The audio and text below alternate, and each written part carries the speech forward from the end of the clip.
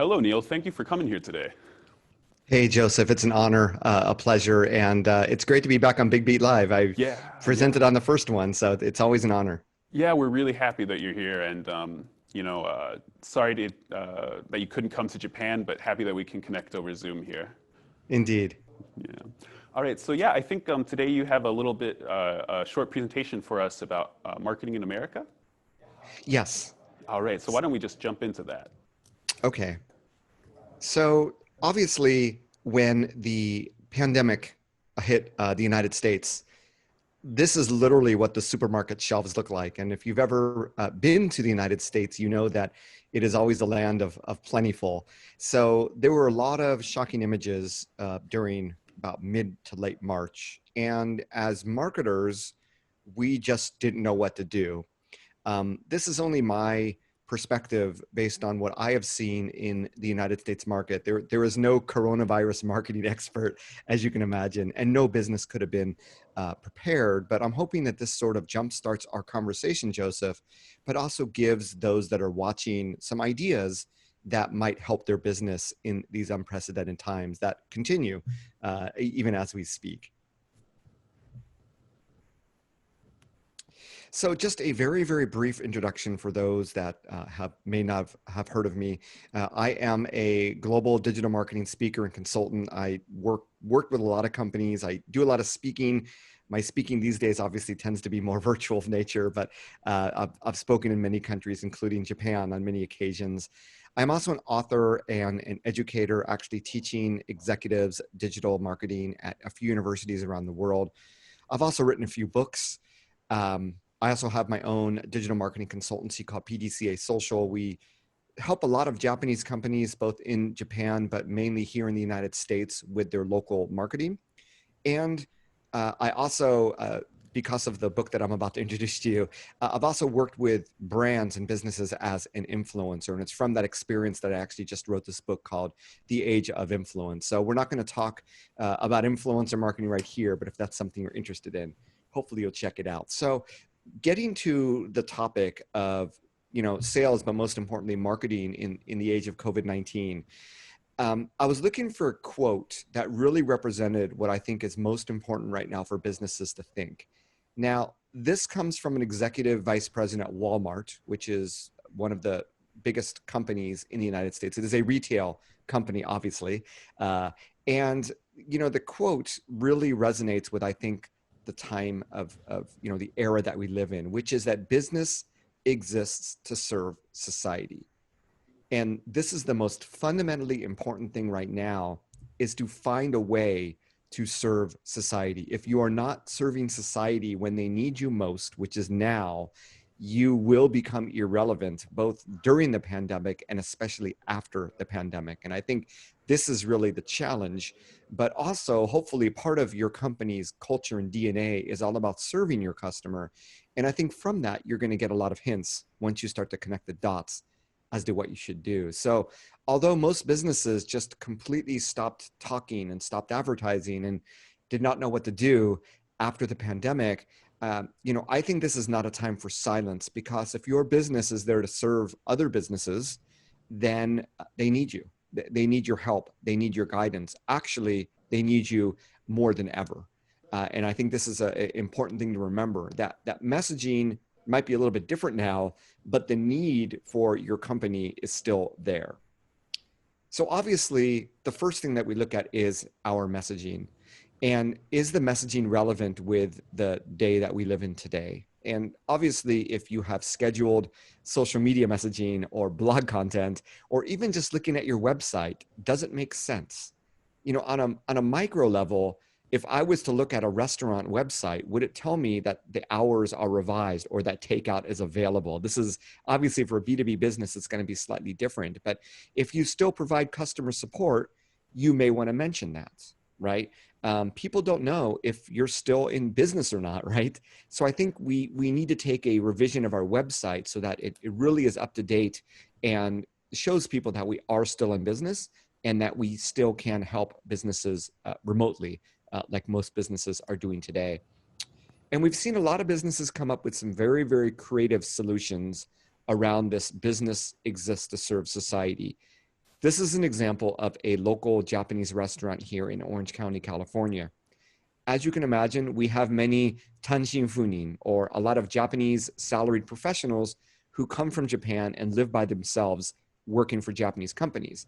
So this is an example of a Japanese restaurant who put together a very deluxe box, or you could call it a bento, of meats and vegetables that these people could cook themselves, but it includes things like toilet paper and masks, because these were very, very hard to come by, especially at the beginning of the pandemic.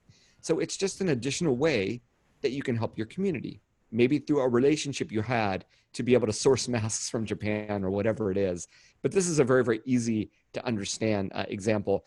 Another example is a water company that came, and when they came to fix our water supply here, they handed out masks with their corporate logo on the actual mask. Just a very, very small thing you can do to show that you're helping people. And this is an example of a nonprofit. This is a really easy way for those businesses that are representing their industry, or maybe you represent a local community. There are many ways in which you can help people. This is just a grassroots example from my college. We only had 400 people graduate. And of those 400 people who graduated, it turns out we had a good 60 that worked at hospitals or were doctors or were on the front line health workers. So the classmates set up a fund to try to create masks and PPE, as we call it, personal protective equipment, to send to the doctors, the nurses, everybody on the front line. And, we raised $20,000, but this is something that any business can collaborate, can work together with the local community, or maybe in your industry, to create a fund to help support people in need right now, as I'm sure there are in any given country around the world. So, what is your company doing to help in this situation? I think is something really, really important. And one thing that we found, and this is especially true for B2B companies, we've seen this a lot, especially if you have a SaaS business model. So you already have a product or service. You could give away a lot of product or service, and it won't necessarily cost you something. So this is an example of one SaaS company. It's a social media marketing tool called Tailwind. And they basically set up what's called a small business relief program. They gave away $1 million worth of their software. And the idea is, well, if you applied and you got accepted, you would be able to get access to maybe 3 or 4 months free. And I think they gave this to maybe 1,000 small businesses or entrepreneurs. But the idea is that just because you can't increase sales, it doesn't mean you can't increase customers. It doesn't mean you can't create new relationships, so that if you help people in this time of need and get them over the hump, maybe a few months from now, when business is better, they'll actually start to subscribe to your tool. I've seen a number of SaaS tools do this. Another one, which is actually a learning management solution provider called Thinkific, they went one step further, provided free software as well as a free 1-hour consulting with one of the partners that are in their partner program, so they could help their partners find new business as well. So this is something that I think is really compelling. And I think a lot of you in B2B might be able to think of use case scenarios for this, so that you can increase touches with potential customers for your future. And it's really, about doing the right thing as people serving society, serving our customers. This is a gas station in Tustin, California, near where I live. And when I went there, I noticed they had this little thing taped to the gas meter. And what it said was, as a thank you to our loyal customers, during these difficult times, we have lowered our gas prices by 50 cents compared to our normal prices. So this was basically a 15% decrease in price. But I will say that they were 50 cents cheaper than any other gas station nearby. Now, they have raised their prices since then, but I will go out of my way to go to this gas station. They have built my loyalty by how they responded and how they did the right thing during this pandemic. Once again, I think that any customer success team, customer support team can also envision in their work in helping, customers now become lifelong customers, to build loyalty through pandemic. And I think one of the most compelling things is that this is an unprecedented crisis that people of my generation, I am what we call a Gen X, whether you're a Gen X or you're a millennial or you're a Gen Z, this is something that we've never gone through. Maybe older generations have gone through wars before. We haven't. So this is an example of a crisis that I do believe we will remember those that helped us when we were in time of need. We will remember the businesses that helped our business in time of need. This is a picture of Budapest, Hungary in 1956 when Soviet tanks rolled in. And whenever I meet someone that's older from Eastern Europe, they have vivid memories of what life was like before. So people do remember. And although this is a crisis, it's also an opportunity to make a lasting impact on people by doing the right thing. It's also about meeting people where they are. So the world, and I think, Joseph, we're going to talk about this after I'm done with the presentation, but the world has gone increasingly digital. It always was digital, but that's only accelerated because of what's happened. So we need to digitally meet people where they are. I've seen companies here come out of the woodwork. All of a sudden, they're starting email marketing. All of a sudden, they're starting customer education. They're doing webinars, and they never did this before because you need to meet people where they are, and that's digitally. And it's required some creative thinking. Now, my brother is actually in the wine industry in Santa Barbara County, California, and he has a wine tasting room. That's the majority of his business. He can't have people come to his wine tasting room. It is closed. But what he's found, and I think this is relevant for those of you that are into event marketing and work with Bigbeat on events, is that there is still a need for virtual events. And in fact, what he's found is a sweet spot of companies that have internal webinars, internal Zoom meetings for employee engagement, to celebrate wins or just to keep the morale up, where they are doing virtual wine tasting. And now my brother is shipping out cases of wine to all the attendees of these Zoom meetings, all these huge corporations, and he's now found an entirely new business stream that will survive no matter how long this pandemic survives. So an example of meeting people where they are, but also creatively thinking of a new solution. And, I just mentioned that in crisis, there is opportunity. This is another creative solution of a farm actually renting out their llama to appear in Zoom meetings. I don't know when this would be appropriate, but if you wanted to get engagement in a Zoom meeting and all of a sudden you had a llama pop up as you see there in the circle, it might go a long way and provide a lot of value. Apparently, there's a 1 to 2 month waiting list for this llama, and I believe it's like $300 an hour to rent him or her. But very, very interesting approach to this crisis. So, to summarize the advice, I know, Joseph, we're going to talk a little bit more about this in detail. To summarize what I've seen and my advice for everybody that's listening, I do believe that your community really does need you more than ever. And there's a few action items or points that I want you to consider as part of this. Obviously, the most important thing is to serve your community. That company that started that $1 million small business relief fund, they used one of these customer support bots that you often see when you go to websites. It says, hey, if you have any questions, ask me. Often this is used for customer support. When I logged in, when the pandemic started, it was the CEO with this picture saying, hey, I want to personally know, how is the pandemic affecting your business? Is it affecting? Is it not? Is there anything we can do to help? And this is a way of just asking a question, a very, very simple way of saying that you care, but also looking for ideas as to how you can serve your community if you don't know them. So this is, if you don't know what their issues are. So this is a really, really good time. Obviously, if you don't know how to serve them, start by communicating more, getting on the phone, having private Zoom meetings. Try to figure out how you can help them navigate through these unprecedented times. Another piece of advice that a lot of my clients are taking is improving your back end. So a lot of companies have put aside website revisions, or maybe investing in virtual meeting technology, or investing in email marketing or marketing automation or digital technologies.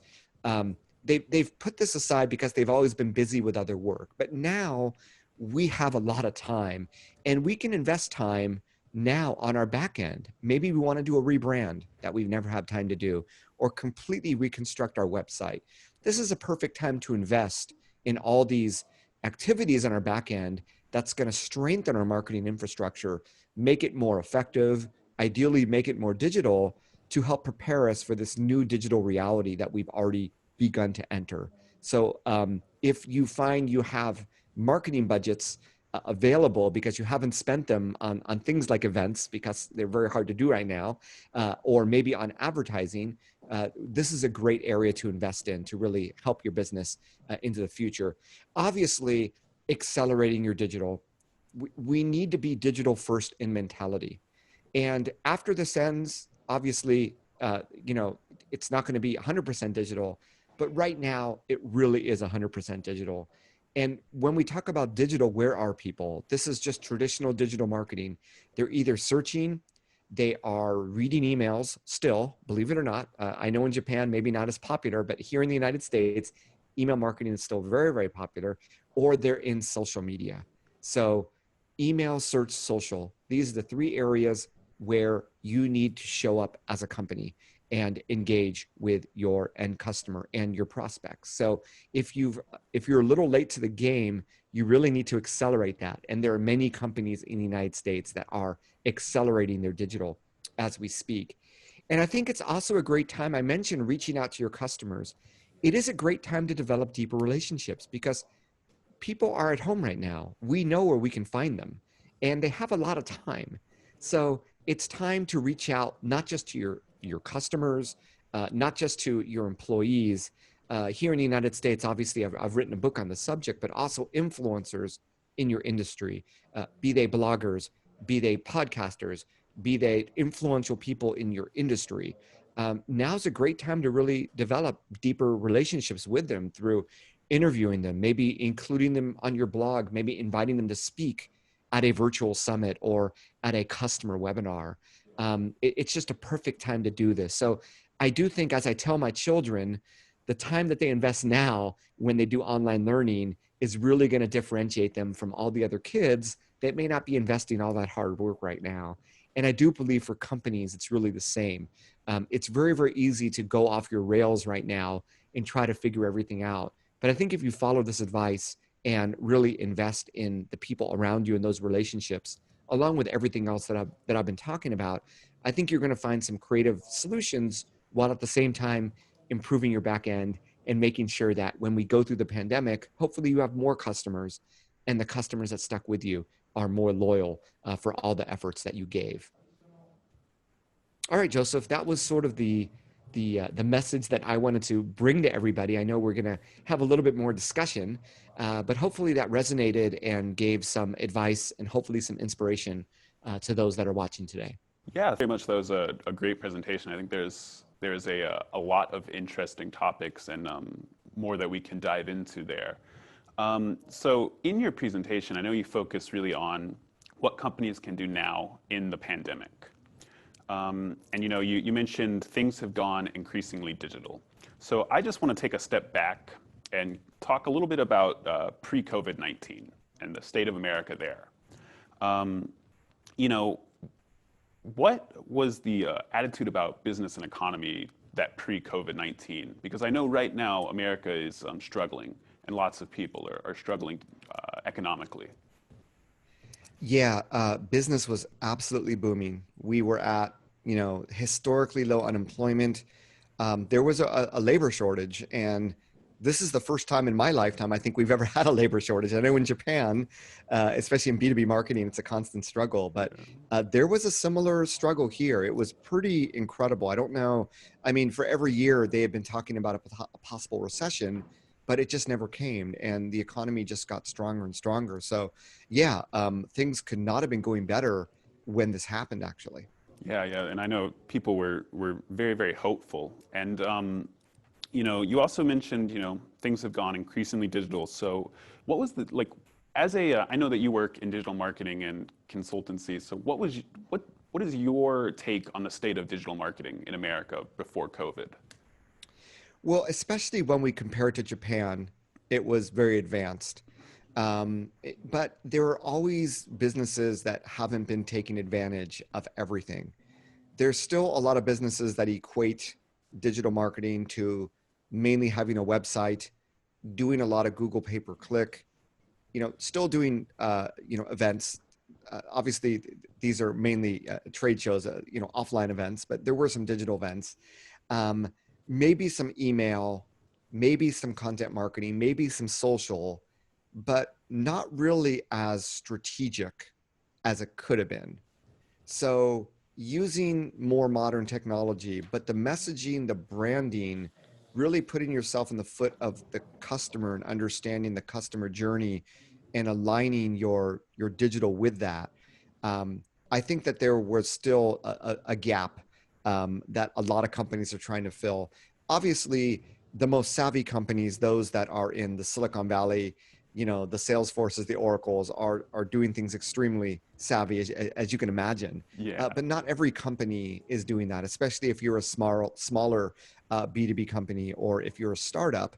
B2B digital, I know it's pretty far behind in Japan as well. And, I think we could say the same in the United States. It's not as advanced as you might think. There's still a lot of room for companies to grow into that. Now they're trying to accelerate that as we speak. But the technologies are there, and there are companies that are doing extremely forward-facing things. There's just not enough of them, I believe. Okay, I see. Yeah, I know you mentioned that, America has, at least in Japan, America has always had a very strong image with advanced digital marketing and advanced digital marketing technologies.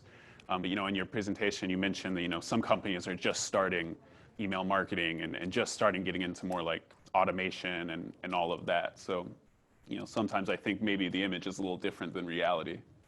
I think if you go to conferences in the United States or you read blogs, you only hear about the successful companies. You don't hear about sort of the average company. So obviously, the more technology driven the industry is, the more that company seems to be doing more with digital. But once you get to companies that aren't related to technology, really old school, construction industry, or, various types of B2B companies, you'll find that digital does lag behind. But I know a lot of your clients are obviously in technology. The technology ones are doing more than the average, but even those companies, I don't think they're at 100% of what they could be doing. Okay, yeah. All right, yeah. And so, yeah, thank you very much. And then also, so the pandemic hits.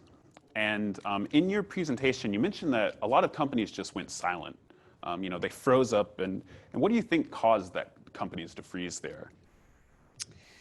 I think they just didn't know what to say, didn't know what to do. A lot of them were probably starting to work from home, so maybe they were waiting for direction.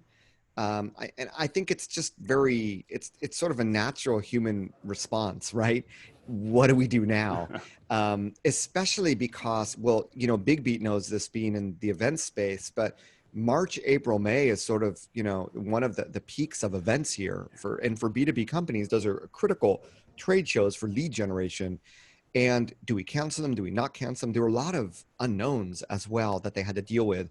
And I'm sure a lot of questions from clients as to, what's going on? How are you going to support me? What have you? So there was a lot of confusion. And I think that there was a lot of, advertising budget that wasn't spent. Because they thought it was probably not a good time to advertise. And in general, I would agree with that. But yeah, and I think from the management perspective, there was just so many unknowns about what the economy would hold that it's better just to put a pause. And there were people from marketing departments in the United States that were actually let go because of the uncertainty in many, at marketing agencies, what have you, because now you have companies saying, we're just going to put a pause on the marketing budget. And I think when crisis hits, it's usually marketing budgets where pauses are put on, right? Yeah, I think definitely. And I know, same in Japan. Once around March, April, the pandemic started to pick up here, and March and April, just all of the events were canceled. All marketing events, almost all of them were canceled or very drastically switched over to digital. Right. I mean, a lot of companies just didn't know what to do, and that includes both our, domestic clients as well as our foreign-owned clients here. So yeah, definitely same in Japan. People kind of froze at the beginning. Yeah, and it's interesting in the events. Some went digital, some just postponed.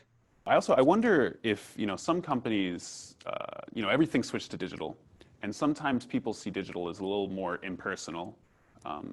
Although I think you talked that it's a good way to connect with your customers actually. There is that challenge, but now digital relationship building is the new norm. whether it's for business or for personal, because people are trying not to leave their homes, right? And people are home all the time. And I think, I know that Japanese really weren't, attending or holding a lot of webinars before the pandemic. And I know that in the United States, we always were very, webinars have always been a popular B2B marketing vehicle. But there were still a lot of people who didn't enjoy being on camera, even Americans. Now, it really is the new norm. Now you have things like ring lights that are sold out, or the Logitech video camera that's sold out. Now people are trying to figure out how to look better on camera. They're used to it. So it really is the new normal. And I think that, once again, the fear is that we don't want to bother people. But the reality is that as a business, we really need to figure out what's going on with our customers, right? And I think just, scheduling a Zoom call is just an easy way to gauge not only what's going on with them, but how else you might be able to serve them. How might you be able to serve them digitally? How are other companies that they deal with, how are they sort of managing that relationship or helping them? And I think the great response by a lot of companies is really shifting into customer education. So it's saying, this you may not need this, but just in case, I've seen the email marketing automation tool that I use. They've started a number of webinars on things like SEO or social media marketing or copywriting, because they know that their customers are digital marketers and they have a need for these other things as well. Right now, a lot of companies are struggling to find new customers, but it certainly is a good time to engage with your current customers and really, deepen that relationship, as you mentioned. But yeah, I think finding new customers is not going to be any different today than it was before the pandemic, right? But it obviously needs to be done digitally, and you need to be cognizant of the situation that people are in and really make sure you add that value and you really serve them. And I think those companies that do that will find new customers, because in crisis, there's opportunity, as I've said, and not every business is being as aggressively engaging with their customers. Some businesses are ceasing operations, right? Because they have yet to get new customers, or maybe some of their old customers left them. So there's always a chance for any company, I think, to actually pick up market share in a crisis, when especially the bigger companies, if they're putting a pause on their advertising and they're putting a pause on their communication, it's a great opportunity for smaller companies to really get in there and really gain market share today. Well, yeah, actually, speaking of that, you did mention, you can create customers without necessarily making sales, right? And I think that's a really, really great approach, and I think it's super forward thinking. So I was hoping maybe you could go a little more in that. Do you have any more examples of companies who might be doing those kind of activities? Yeah, like I said, I think it's this notion of offering free product or service. And like I said, it's mainly companies that have a SaaS business model where the cost is the product's already developed. So they could give away 100 copies, 1,000 copies. So the idea is to get people to try your product. I think this is a classic thing that most every company does, free 30-day trial. But now it's a little bit pitching it differently. It's extending it to maybe 90 days or 6 months. Instead of saying free trial, saying we're giving away, 6 months of free software, it's having people apply for it so that you understand what their needs are. You actually get survey data. You get to better understand your customers. And really, I think what other companies are looking for is they're looking for innovation, because I do believe that there's going to be a lot of innovative technology and innovative products and services that come from this pandemic. And by serving this new clientele base that never worked with you before, obviously you're serving them for free right now. The ROI comes obviously from after that extended time, when hopefully you've become such a part of their marketing DNA that they want to work with you, or business DNA, but also from the ideas that you might get from working together with them to create new products and services. I love it. It's a great idea. And so, yeah, I wanna shift gears a little here, and change the subject, because you mentioned that from now companies are going to have to be digital first. They're going to have to invest in digital transformation, invest in their websites, invest in their digital marketing infrastructure. And so I just wanted to ask you, do you think that American companies were more prepared for this digital first mentality as opposed to, let's say, Japanese companies?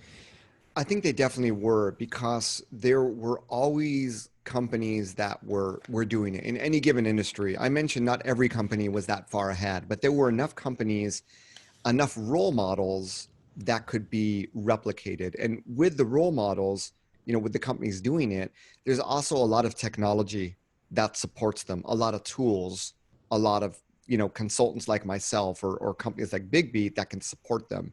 And that's a really, really important ecosystem to have.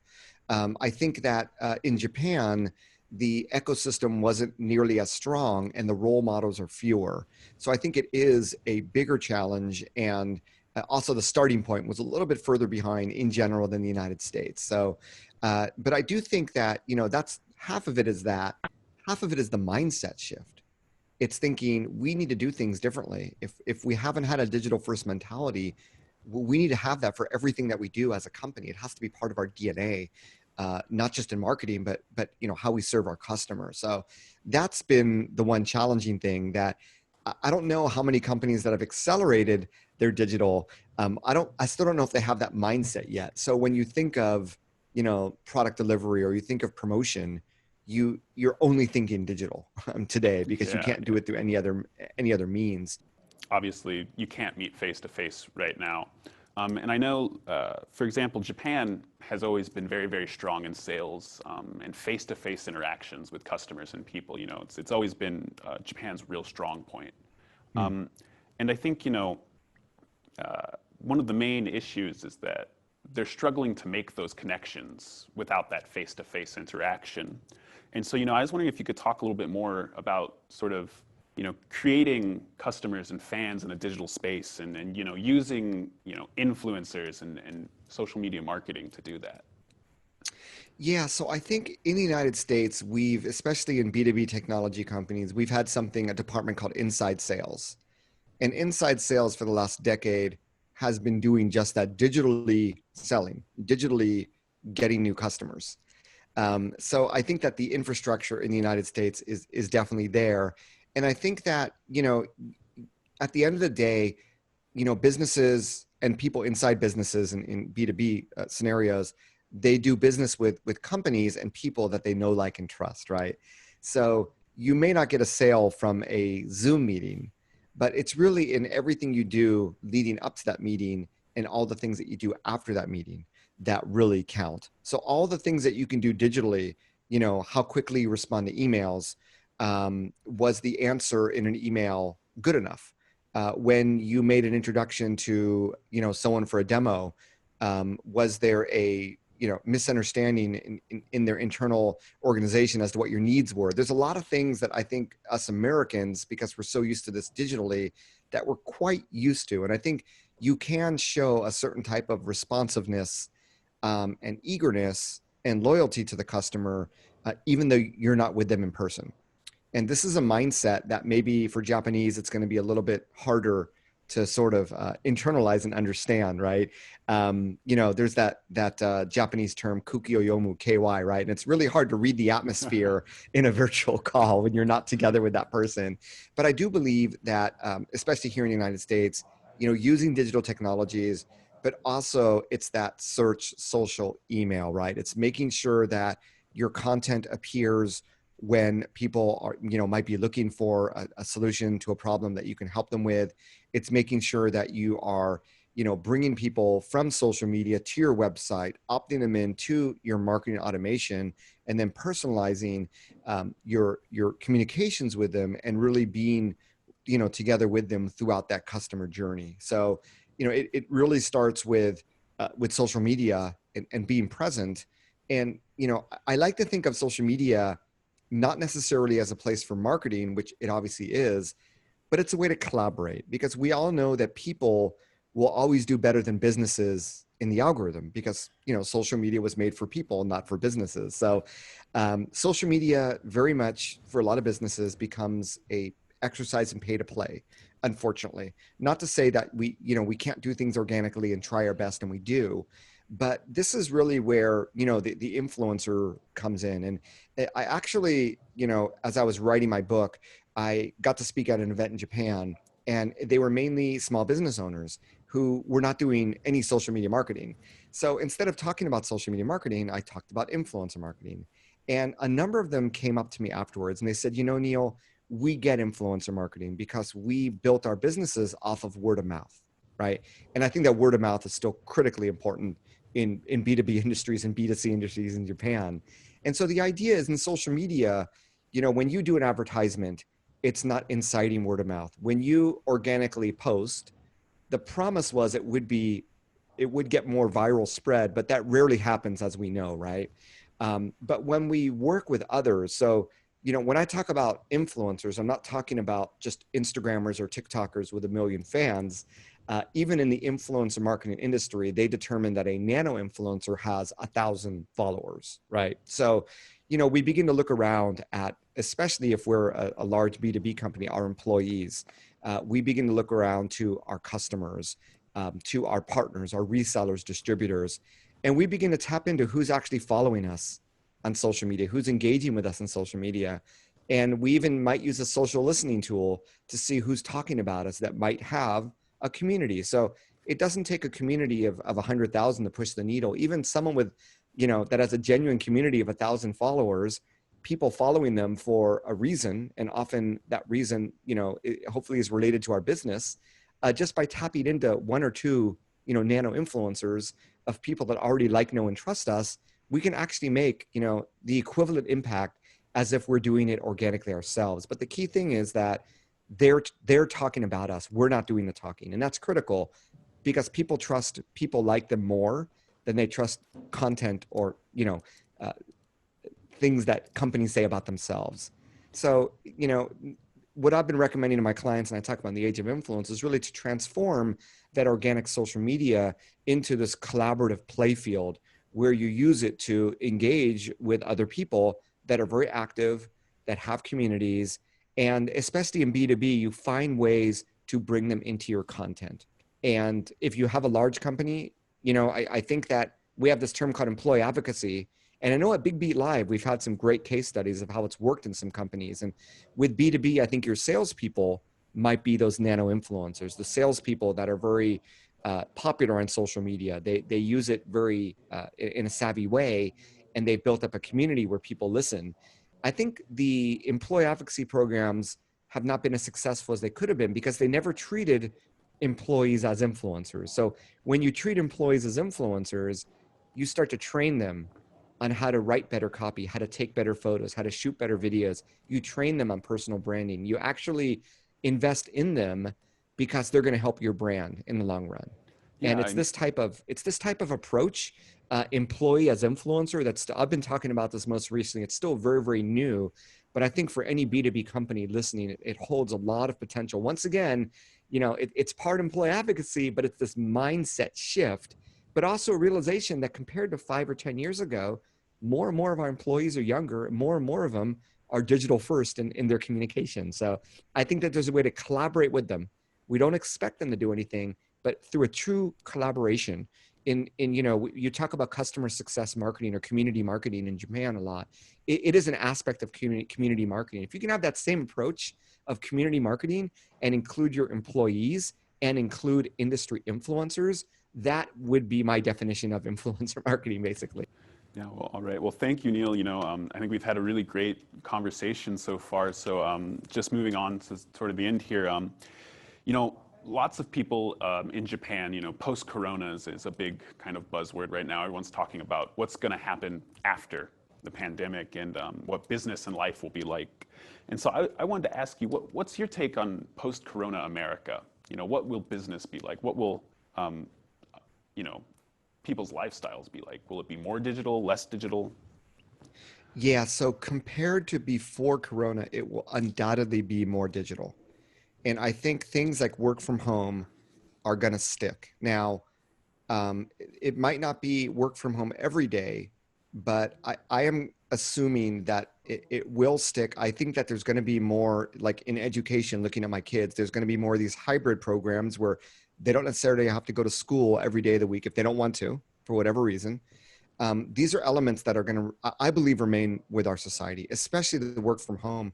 if you can think about the money that companies spend on offices, I know a number of companies that have just not extended their lease because they can do the same and meet up at a WeWork on once a month for internal meetings and what have you. So some things will not be the same. Interestingly enough, and I think for a lot of people listening that are involved in events, I believe that when the opportunity arises, people are going to want to go back to events. I think that they will pay a premium to attend events. I think that this time of isolation that we're all in as humans, it's not natural. We are social animals. And I do believe that in-person events, in-person experiences, viewing sports in person, what have you, I think that when the time comes, obviously we have to get a vaccine and all that. We have to feel it's safe. But once we feel it's safe, I think we're going to see an explosion in these things. And I know, companies like Cirque du Soleil, announced their bankruptcy. I think if companies can survive that long, there will be a huge rebound. And I think that we're all going to be better for that. In marketing, I see a lot of marketing budgets that are underspent now, but I think that they're going to be maxed out, and companies are really going to be trying to grow very rapidly when we get to that time. So it's going to be more digital. In some ways, that in-person will come back, but there's going to be a lot more people saying, you know what, we don't always have to go out. We can eat more at home, maybe save some money, and from a marketing perspective, yes, there still will be offline events and there will be some offline things, but overwhelmingly this digital transformation, this is only going to accelerate it. And some things are just not going to come back to the same extent that they were before. And it's going to be very natural because we're right now, we're very much used to this. Yeah. All right. Well, yeah, thank you very much for your time today. And I just wanted to ask, do you have any final messages for the viewers of Bigbeat Live this year? Yeah, I know you're all thinking digital. So really, think about how you can have impact with digital media. And it's easy just to, as I was saying, a lot of the companies in the United States before the pandemic, they were doing the email, they were doing the social, they were going through the routine, but the content wasn't necessarily good content. They weren't necessarily engaging with their end customers. And therefore, they already had digital as part of their infrastructure, but they really weren't doing it well. And I think if you're going to do it, you really want to have impact. So find ways to really have impact in everything you do digitally. And I think that you'll win new customers and you'll survive the pandemic and come out a lot stronger when life goes back to normal post-coronavirus. Yeah. All right, Neil. Well, thank you so much for today. It was great getting to talk to you and see you. So yeah. Great seeing you all as well, and wish everybody the best of luck. All right. Thank you. Yeah. Goodbye.